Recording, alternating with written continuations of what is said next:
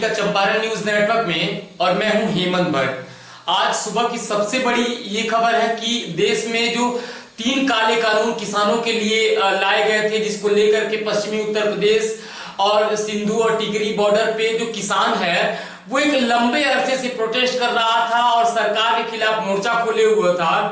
आज उन 3 जो काले कानून है उनको वापस ले लिया गया है और प्रधानमंत्री नरेंद्र मोदी ने राष्ट्र के लिए संबोधन में कहा कि जो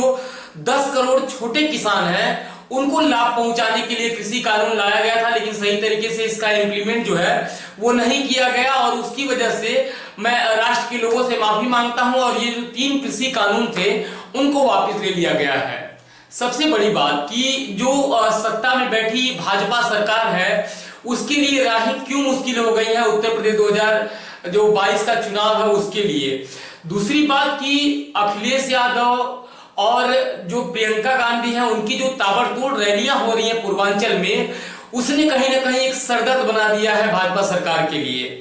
दूसरी बात कि नरेंद्र मोदी और भाजपा सरकार योगी आदित्यनाथ पूरा का पूरा जो भाजपा का कैंपेन है वो इस समय उत्तर प्रदेश में बहुत तेजी से चल रहा है और आपने देखा भी होगा कि पूर्वांचल एक्सप्रेसवे को लेकर के जो प्रधानमंत्री आए हुए थे और पूरे जो उत्तर प्रदेश में जो बसें हैं, जो रोडवेज की बसें हैं उनको लगा दिया गया था और यात्रियों को किस प्रकार की परेशानियों का सामना करना पड़ा। दूसरी बात कि हम किसानों के लिए बात कर रहे थे, कृषि कानून के लिए बात कर रहे थे, 500 जो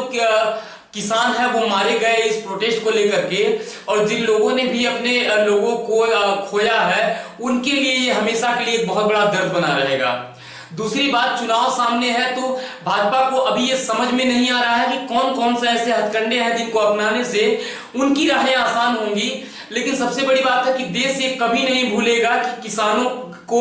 खालिस्तानी कहा गया, उनको आतंकवादी कहा गया, उनको अलग अलग भाषाओं से संबोधित किया गया। और सबसे बड़ी बात कि जब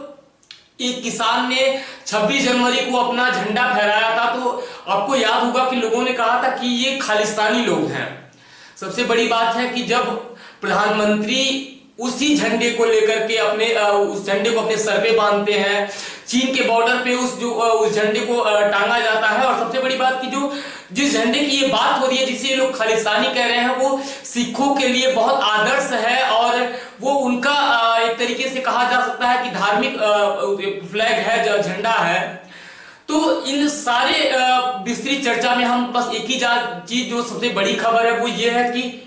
कृषि कानूनों को वापस लिया गया और किसानों के लिए एक बहुत बड़ी खबर आई है। सबसे बड़ी बात है कि जो एक लंबे समय से ठंडी, गर्मी, बरसात सभी की मार सहता हुआ किसान सिंधु और टिकरी बॉर्डर पे बैठा हुआ था और जो किसान गोलियां खाने के लिए तैयार था, जो किसान भाजपा के मंत्री की गाड़ी के नीचे आने के लिए तैयार था, आज सरकार को बैक जाना पड़ा है और कृषि कानूनों को वापस लेना पड़ा है। लेकिन सारी चीजों को देख करके हम समझ सकते हैं कि हमारे अंदर की जो मानवता है और जो सरकार के या सत्ता के साथ में हम खुद भी बोलना शुरू करते हैं। एक बात बताइए कि आप इसी देश के होकर के